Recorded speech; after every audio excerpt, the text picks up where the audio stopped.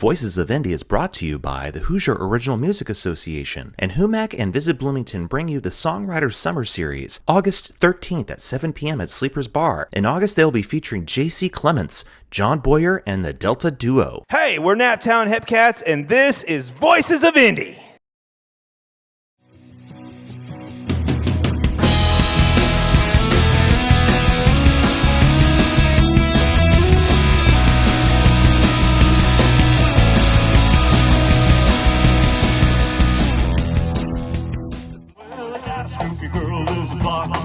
Down the road in a house that would shock you. It's a big old mansion that's been run down since her unusual family moved to town. But that's and welcome to another episode of Voices of Indy. My name is Josh Gillespie. This week, guys, you are in for something extremely special. We have the Naptown Hepcats. Spencer, Mike, and Terry. These guys are fantastic. I've had the pleasure of listening to them play before the show started, and let me tell you, stick around. It is going to be amazing. Guys, thank you for being on the show. Thanks for having us. Thank you. On the show. You're welcome. Like I said, I'm excited to have you guys on. You are a rockabilly band. So this is the first time I've had a rockabilly band on the show, and you guys brought the heat, and I really enjoyed it. Tell me a little bit about yourselves, because, I feel like, especially when it comes to rockabilly music, there isn't so much of a presence of that around here, or kind of anywhere anymore. I mean, you guys are really kind of in a unique situation. So, Spencer, why don't you tell us about Naptown Hepcats? So I actually started Naptown Hepcats in, I want to say 2016 or 2018. Okay. One of the two. And it started all when I got my first Gretsch guitar. I was a huge Stray Cats, Brian Setzer fan, so I started playing some Stray Cats tunes on that guitar, and I thought it'd be fun to have a couple guys to play this with me with. So I got a bass player and a drummer, and then 3 or 4 bass players and 3 or 4 drummers later, I got these guys. And we're finally a solid band, so that's kind of how we got started. That's awesome. I mean, obviously, you kind of walked right into it in terms of your inspirations, Brian Setzer. What other rockabilly acts have really kind of, I know the Stray Cats stuff, but I think Brian Setzer, for more of the younger generation, remember him more as a swing guy. But he really did kind of get his start in the early 80s as the Stray Cats, almost like post-punk, really. Yeah, kind of. I mean, that whole scene, I think, really developed from what came out of the punk scene in the 70s, and then kind of more of the alternative scene in the later 80s and 90s. And when you kind of took that feel and added some horns to it and just a cool rhythm section, that all became what it was. But I mean, rockabilly's been around since the 50s, maybe. Oh, at the very least, no. 40s, seriously, after I got off the phone with you earlier today, for some reason, Johnny B. Good was just stuck in my head, and that is a prime tune from the 50s that kind of has a bit of a rockabilly feel. And Elvis was his early stuff was real great. Rockabilly stuff. Yeah, Eddie Cochran and Gene Vincent. Yeah, they were classic. There were some really great rockabilly groups. Art Adams, who this guy still plays with, who's 92 years old now. Yes. You play with Art? Yes, He's a legend. Yes, I've played with him in France. Okay, yeah. So, and we've done shows in UK and Spain. Spain was one of my favorite ones. Then we actually got to play Vegas. No way. Yeah, that was a lot of fun. Except it was right after COVID. Oh. And so they still the European crowd wasn't allowed to fly over. Yeah. So, yeah. But it was still probably about 8,000 people there. That is awesome. Yeah. So that is amazing. Yeah, I've done a couple shows with Art too. Oh, yeah? Yeah, well, kind of a backup drummer when the other drummer couldn't make it. But we went to Pittsburgh, play Pittsburgh. We went down to San Antonio. We had a good time down there. Yeah, I love playing with Art. Played with Rhythm Shakers. They were great. Yeah, Rhythm Shakers are great. They're really good. So basically, I just got some rockabilly around me, and now we just we're good. Now you're good, yeah. We just kind of clicked. I mean, it kind of came together for us. Mike was in the band, and I was the last one in the band. Mike was Spencer were playing up at the Fisher's Sparks Festival, and he posted it online. And I was like, "Wow, Mike's playing in a rockabilly band. I have to go check this out." And that's how I met Spencer. That was our drummer's last show. Yeah, it was amazing. It was amazing how it just kind of came together, just like Yeah. clicked for us, and it's been like that since we started playing together. Things just click. Yeah. You know, it just musically and way shows come together for us. It's been a great experience. Well, And we're starting to transition to original songs. yes. Which I'm all about that. Oh, I bet. I bet there's just something about doing your own thing, especially in a genre that isn't as well represented. I mean, you're really kind of making your own mark, Yeah. setting your own pace. Especially we in feel this that. area. There, as far as we know, there are very limited number of rockabilly groups in Indiana, and then when you condense it even more into Indianapolis, we're about it. Yeah. I'm not going to say that we are, because that's not doing justice to some of the groups that are playing that we don't necessarily know about. They're there, but it's just not a real prominent genre anymore. So we're proud to represent that. We're proud to represent Naptown and in that genre. It sets us apart, really. It really does. And we get some great shows because of that, because rockabilly is such a good time kind of music. Happy music. People love it. They get up and dance, and so we're really pretty unique in the Indianapolis area. So Yeah. we're And taking you're around full there, advantage Mike. of it too. Yeah, and Mike's over there twirling his upright, really getting into it. Tyler, I want to talk to you about, like, your past as a drummer has really led you on quite a journey. I heard through the grapevine that you played in some hair metal bands back in the 80s. Yeah. Yeah. I played in back in the 80s. I played in a band called Vendetta. We got signed to Epic Records, and we got on MTV. We were on MTV just when it was starting out, pretty much about a year or so after. I think MTV started in '81 or something. Yeah, anyway. So we were like right there at the beginning of it. Yeah. And it was the record was a good record. And the MTV video was played like medium rotation, which was pretty decent. Oh, yeah. Well, I mean, when A you're couple times a day. Yeah, when you're up against acts like Michael Jackson and Madonna. Yeah. I mean, let's be honest. So it was a great experience, but then after the record, it didn't chart. We didn't get a lot of support from the record company, for whatever reason. The band fell apart because of it. So, but it was a lot of fun. It was great. You can find the video, by the way. Oh, I on want YouTube, to see this. and I highly encourage you go all on. of your viewers to watch this. I'm going to link this It's a video. good video. Yeah, It's a really good video. What's the name of the song? It's called Babylon Rocks. Okay. So, and after we were like probably the first Vendetta band.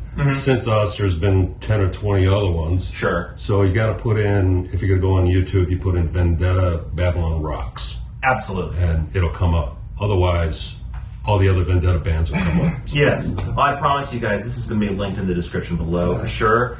You're in for a treat. We're definitely in for a treat. So not only do you have rockabilly guys with you, Spencer, you got guys who have different genres coming into it. Like they are trained in all sorts of things. Yes. So, I mean, we see how you found Tyler. How did you find Mike? So, Mike is a recommendation from a friend of mine, Kevin Heffernan, who owns Center Stage Vintage Guitars in Millersville. Shout out to Center Stage. Yes, he had asked Naptown Hepcats to play. My bass player at the time had just left, and I said, if you can find me a bass player, I'd be happy to do a show. So Mike used to play in a band with him in the 80s called Rockaholics, and they were Stray Cats' biggest competition at the time. They were Really? in this area. They were huge. We opened for him once. And Really? I think that at the Vogue, Yeah. and I think most people in the crowd probably thought we were the Stray Cats. I saw a video of those guys in the 80s, and they were They were phenomenal. Yeah, Is that on YouTube too? So entertaining. I don't think it is. Not yet. Oh. I have it. Yes. It was a recording from Hillstock, and Tom Griswold was the MC, No way. and that was his very first MC show in Indianapolis when they moved to town. I love this history. This great. is so good. He is Kevin Heffernan's former brother-in-law. Is that right? How's that? His sister married to my brother. Okay, so somehow they're related. Somehow Terry's sister is married. Terry, to I'm sorry, I called you Tyler. Kevin Kevin's married my sister, Yeah. so we are. They're like all somehow We're one big happy family. quasi related to Kevin. So I met him through Kevin Heffernan, him through him. And I used to play with the Rockholics too. Oh my goodness. Yes. So yeah. So really, I'm the new. Even though I started this group, I'm the new guy. You are the new guy. But you've surrounded yourself with like Indianapolis music history. And it was all just serendipitous because I didn't go out of my way to try to find these guys. It was just all timing and all, just the right place at the right time, and I was really blessed. Yeah. So it's worked out really well. And, I came from a singer-songwriter, acoustic performer kind of thing. Yeah. And Tell me about that. Well, I did that for over 30 years. Really? I've written hundreds of songs. In fact, one of my songs placed in the Nashville International Singer-Songwriter Competition. Really? So I had a song placed in that. But it was just, I wasn't fulfilled by it, even though it was my own songs. As you know, people that come to those shows don't care. Yeah. You've put so much of your heart and soul and everything into these songs, and you're basically playing to people shopping or your background noise, and that was really, it was dissatisfying. I'd always wanted to have a band, but it's so hard, especially when you're younger, to find people that will be committed to practicing and all the things that you need to do to become tight and be a good, cohesive band. But I thought, you know what, I'm having way too much fun playing this Stray Cats and rockabilly stuff. I really want to make it work. So that's kind of what happened there. And then at some point in time, Terry's a songwriter, I'm a songwriter. It was inevitable that we were going to start writing songs. So there because was, we started out as a cover band doing Right. Stray Cats and all so that. there was one rehearsal And- where I came and I said, "Hey guys, check out this lick that I wrote," and it's the lick at the beginning of Hotter Than Texas. I was like, we need to do something with that. So next week, Terry comes back and he's got some lyrics and a melody Yeah. and started That was with our chorus. first song. Mike's like, Yeah. well, because he played with Art on the road, so he knew a lot of promoters. He goes, if we do some original music, I can get us some gigs and, we can go on the road. Nice. So, boom, that's when we wrote Hotter Than Texas.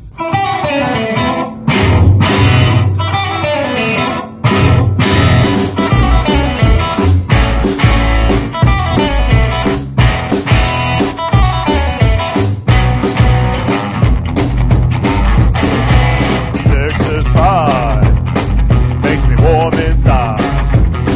Cold beer and hot women, clean country living. Cactus stones and tumbleweeds, well those things just don't bother me. What's hotter than Texas?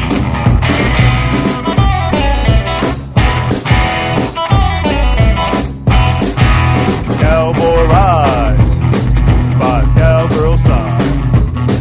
Big trucks, blazing trails, barbecue that never fails.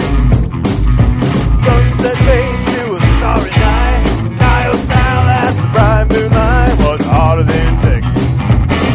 Said what's hotter than Texas? What's hotter than Texas? What's hotter than Texas?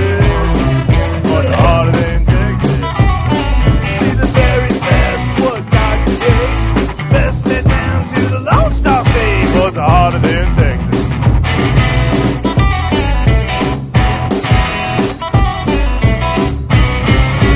Kerosene lamps and neon lights. Country line dancing on a Saturday night. Last night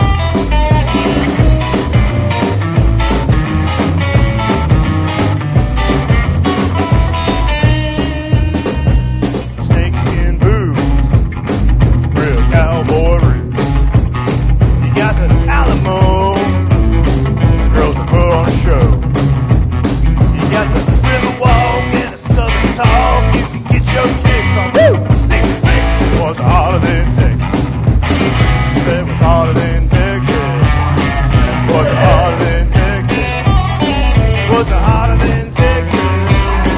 What's hotter than Texas? Be the very best. What got the gates? Let's head down to the Lone Star State. What's hotter than Texas? I said, what's hotter than Texas? What's hotter than Texas? What's hotter than Texas? What's hotter than Texas? Be the very best. What God creates? You best head down to the Lone Star State. What's hotter than Texas?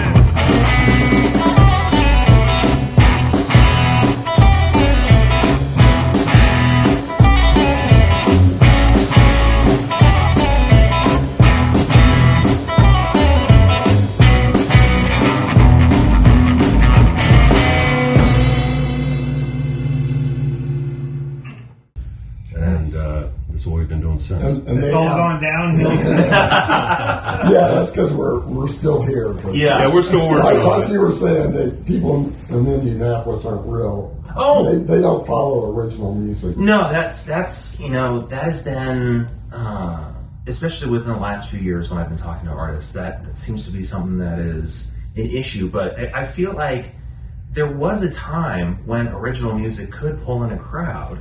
Yeah, there was like back in like Henry Lee Summer, and Roadmaster, and Faith. Back in that day, they did, but they got airplay with their songs too. Sure. And that's a big difference now because it's hard to get airplay because people don't listen to radio stations. No, I remember my brother used to work for a radio station in Fort Wayne, and this was before the iPhone, but the iPod was around. And I remember saying that because he sold air, like that's how I can put it. He sold air. Yeah. And I said, this little doohickey is going to put you out of business soon. Because I can just listen to whatever I want. When I want to. I don't have to wait for the radio station to play my favorite music anymore. It's in my pocket. And sure, radio stations still exist, but the music industry is still trying to find itself in terms of how to promote people if they're not megastars. And the music has just gotten so more democratized, which is great, but it's harder to find. Yeah, it's harder to get a following because there's no place to go to look for it. Mm-hmm. I used to work for RCA Records for 25 years. Really? Yeah, for the record club, and then there came a point when record sales just collapsed Yep. completely. It was, and I think it's impacted like local bands or even regional bands because I don't know how record labels make money now. I don't either. So it's so then you don't have the promotion from the record labels, and it's and it seems as if you can't. Record labels these days are looking for people who can go viral. Yeah, or who have already gone viral. That's the key. They've already gone viral. Yeah, and so they already have the built-in promotion so that they don't have to put in as much of an effort anymore. Yeah. Because, that's all record labels are, is just glorified PR. Yeah. And, there's no development anymore. There's no, I remember hearing the story about I had some family that lived in Fort Wayne, but hearing about a band that got signed out of Fort Wayne to a major label, they put out one album, and then the label sat on their second album, didn't let them release it, and then the band just kind of faded away because they were getting no help from the label at all. Yeah, very typical. Yeah, it is. How did, Terry, when you were in Vendetta, what was it like working with a label, and what was promotion like back in the day then? Well, that was part of the band's problem. We didn't get the promotion. You got the We got bucks, the though, for we the got video. we had a pretty good deal. That it was $100,000 at the time, which was a pretty decent deal. Yeah. Mm-hmm. So that was enough in those days to make the record and make the video. Mm-hmm. Get a producer. Our producer was Max Norman, who did Ozzy Osbourne's first record. So we had a great producer. Everything was there. It was just too bad that didn't continue on. But promotion. Yeah, we didn't that was the problem. We didn't get on a tour. We didn't get much backing from the record company. So what do you I'm guys? not sure why that. It's a mystery. So What do you guys do now as the Naptown Hepcats to get your name out there? I mean, Spencer, I heard you say off air that you just did a podcast the other day. So yeah, everything and anything that we can. Literally, it's a lot of putting stuff out on social media. So I've developed our Instagram page up to I think we've got 13,000 followers now. Fantastic. So that's on its way. I think that's right. 13,000. I'll be sure to be tagging you in everything I do. Yeah, There is a lot of collaborative posts coming to your way. That. So it's really that and performing. It's so hard to get your foot into a venue these days. But like I told you earlier off air, it's once we perform somewhere, we've never only performed there once. Yeah. We're entertaining, we're fun, we're tight. So, we draw a crowd, we get people in there, and people want to come see us, but it is really, really, really hard to get noticed right now. So difficult. Yeah, especially, if you want to do originals. Yeah.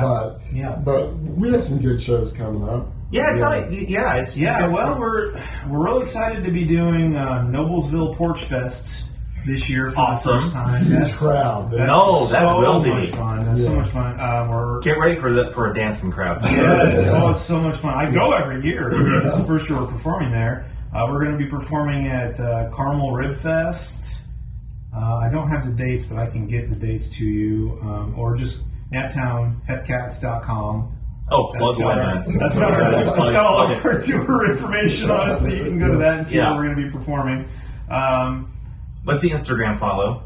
Naptown.hepcats. All right, excellent. But honestly, if you just Google Naptown Hepcats, a whole bunch of stuff comes up. So we're not hard to find. You just have to know the name of the band. Sure. Which that's another problem. It's such a fun, cool name, but most people don't know the word Naptown. They don't know the word Hepcats. And when you have two words that people don't know, that's a big mind mouthful. Yeah, It's a lot to remember. We've been introduced as, I think, everything but Naptown Hepcats at every show we've ever done. Hilarious. So if you can remember the name, you can find us just fine. It's remembering the name, that's the problem. What are some of the most interesting names you guys have been called? Oh boy, we've been called Naptown Hepcats. That's probably the most popular one. Naptown Hepcats, we get quite a bit. We've gotten Hopcats. All right, Just any variation of those letters that you can think of. Yeah, you throw a couple extra ones in there. That's all been it. But what our goal is, next steps goal, we're about halfway done writing for our debut album. Once we get the album done and recorded, we have 3 singles out right now. We're ready to record some more. But once the album's done, my goal for the band is to be able to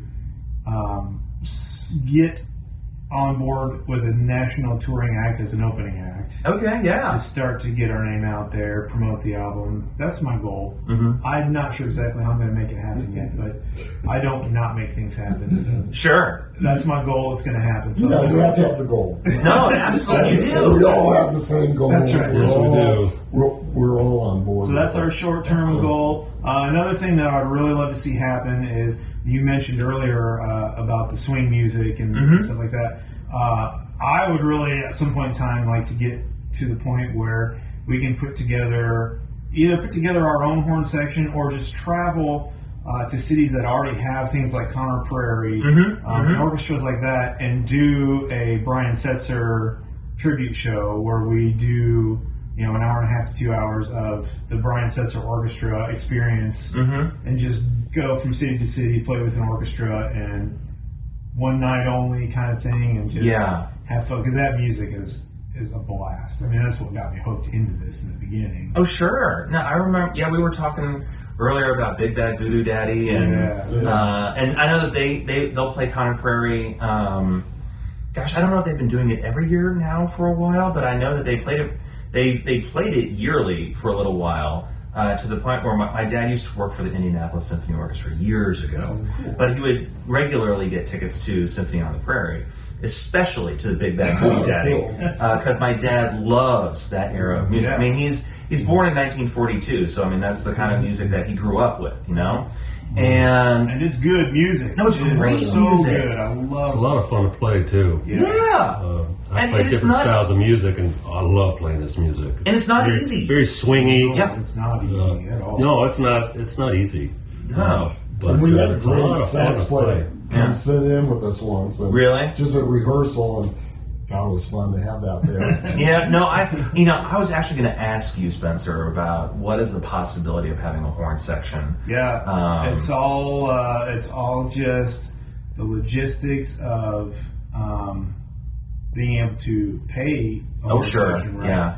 And in order to do that, you've got to book the shows that can pay you enough to get that. So it's really just a matter of I think, kind of just like with these guys, it's just timing. Yeah. It's just the right pieces falling Money. in the right place. at the right time. Money. Oh, there you go. And then Horn I don't- sections are expensive. That's what we're Yeah, finding and I don't out. think it's about money. Dude. I think it's really just Dude. about things are going to have to just fall into the right place.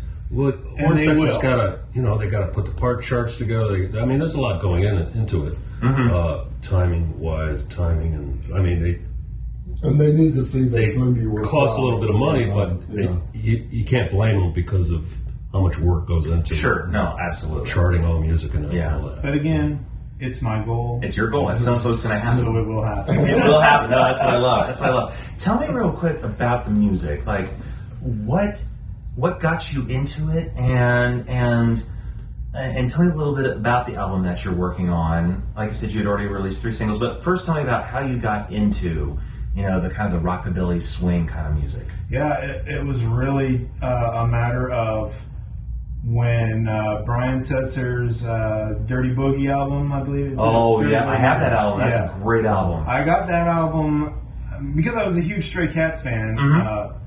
When that album came out, my wife at the time bought that for me as a Father's Day present. And my son was an infant, and I was staying home with him at that point in time. And that's all I would do when that kid was taking a nap, is just listen to that album over and over and over, studying those guitar parts, studying that tone, studying just everything about. I mean, I listened to that album 4,000 or 5,000 times easily. Yeah. Easily.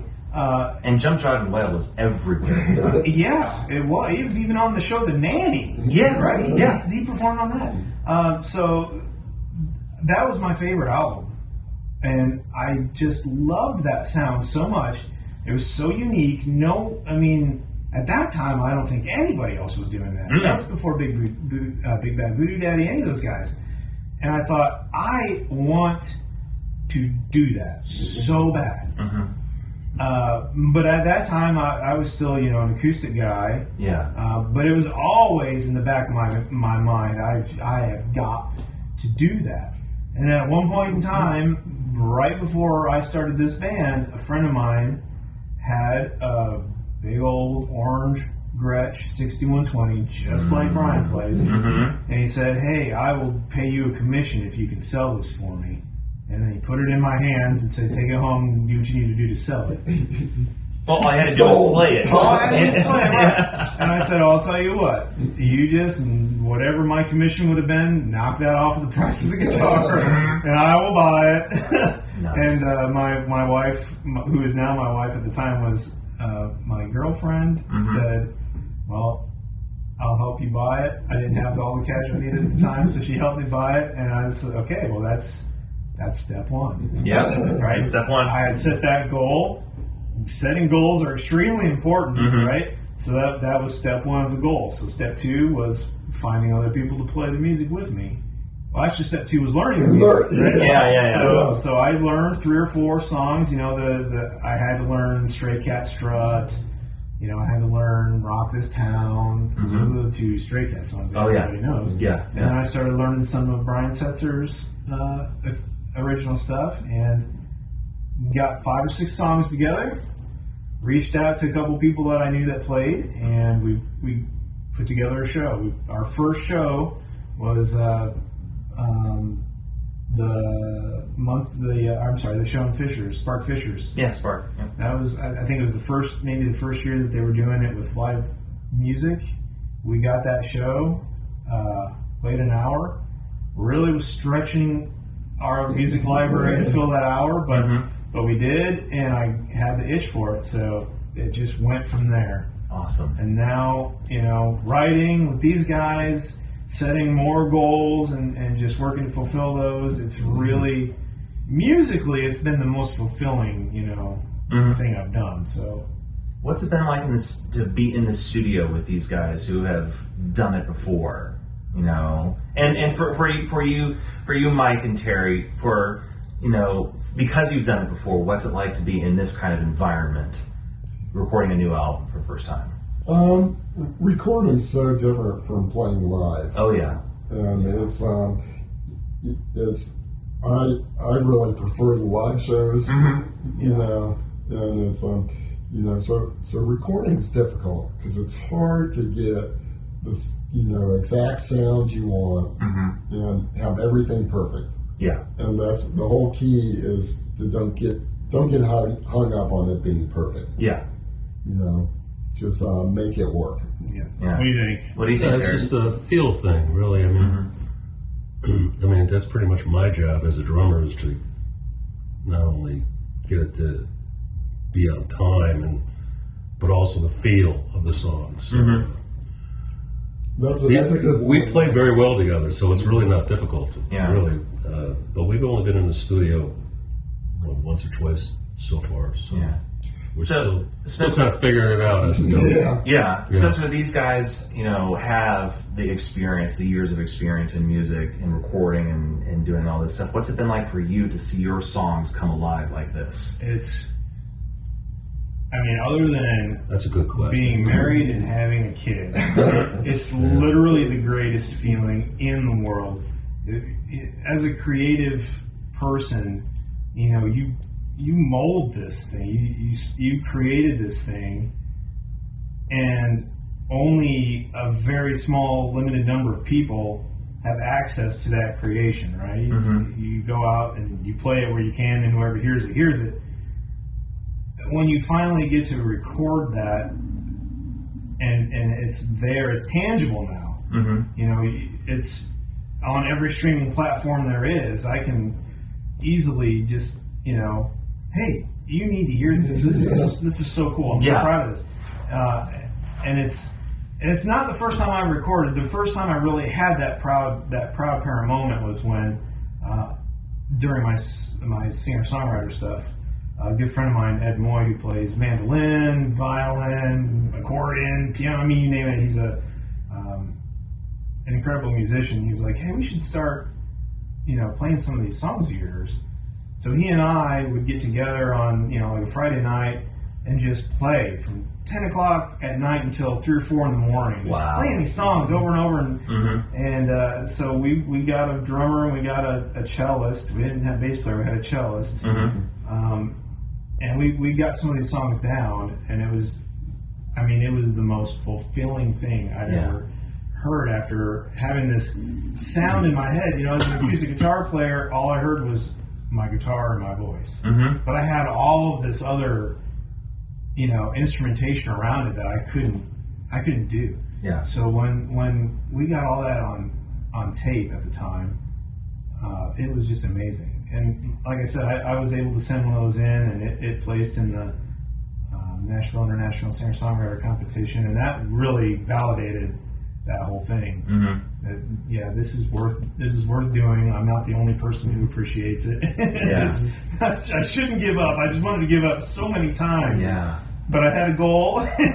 You were to speak these things into existence, aren't you? I really am. It's funny how I never really believed in this whole manifestation of things, right? But this is a funny story. Do it. Just manifest things, whether you think it's going to happen or not. I went last night to a group of high school friends reunion, and my wife said, I'm just, there's something that I want there tonight. It was kind of a pitching thing. And she's like, I'm going to just manifest brownies and cheesecake I said, babe, I think there's a pretty good chance that there will be brownies, but there's not going to be cheesecake. Yeah. And we get there, and sure enough, there's no cheesecake. And I kind of laughed about it.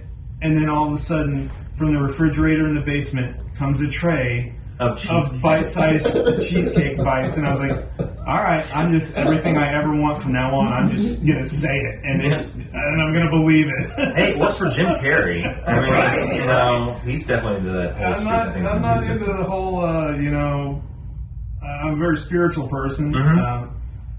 So yeah, there's something about it, I guess. Sure. Couldn't hurt. Yeah. It definitely isn't going to hurt to try it, so do it. No, absolutely not. Absolutely not. Well, guys, this has been a fun experience from beginning to end. I have just had an absolute blast with you guys. I want, if you could, what are some parting words that you would have for musicians out there, especially ones who have been, doing the whole covers act, but are trying to break out with their originals? What are some words of advice that you would have for musicians out there, especially like here in Indianapolis, trying to break out? Yeah, I would just say play everywhere and anywhere that you can with whoever you can. And slide your originals in the cover sets. Yeah, that's for sure. Don't even say this is. Just do it. Yeah. Don't tell them it's an original. All right. Yeah, Just do it. I like that. Sounds good enough. Yeah. I like that. Not telling it. Yeah, believe in yourself. I mean, Have confidence. Get it done. be as creative as you can and put out, your ideas on paper, and Don't let the word no define you. don't be bashful. Just if you got a song idea, share it. Yeah. Yeah. And have fun. That's Have what fun it's with about. other people. Yeah. To have fun. That's what it is all about. Have fun. Because if you're Absolutely. not, it's not worth doing. Yeah.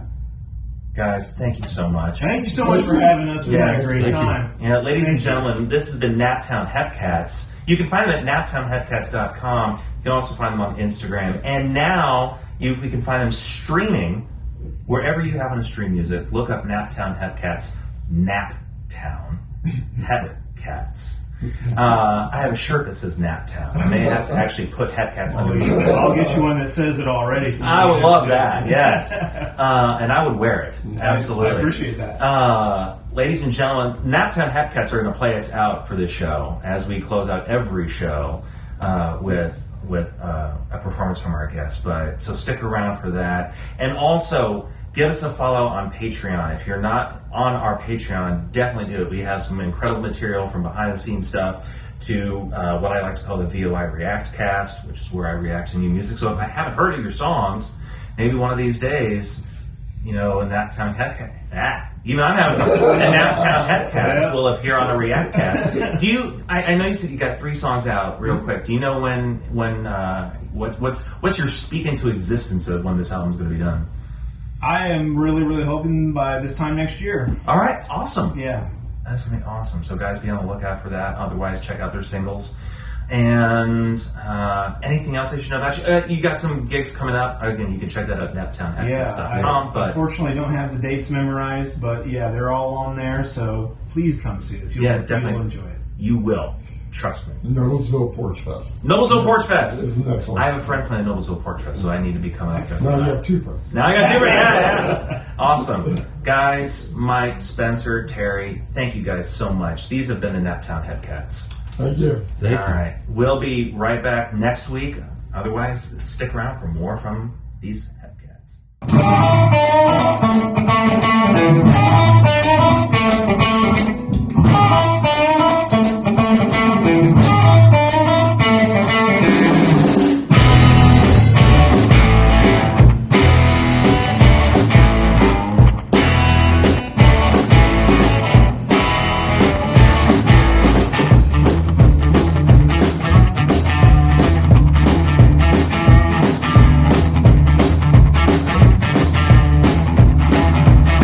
Got my answer loud and ready to play. Listen to the roar of the crowd.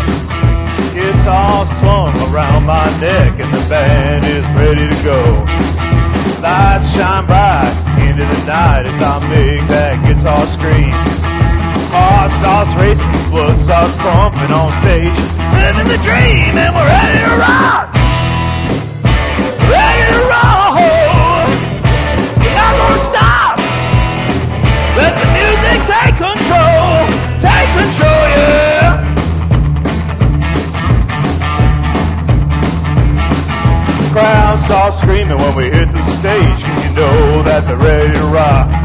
We're like a loaded gun that's ready to fire. You know we've just been caught. PA's cranking, speakers buzz, music fills up the air. Bass is bumping, drums are thumping, and we're playing without a care. And we're ready to rock. We're ready to roll. We're not gonna stop. Let the music take control. Yeah, we're ready to rock. We're ready to roll. We're not gonna stop. Let the music take control. Take control, yeah.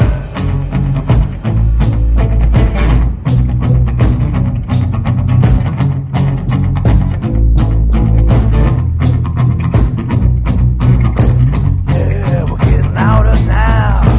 Just a little bit louder now. Yeah, we're getting louder now. Everybody get louder now. Yeah, we're getting louder now. Just a little bit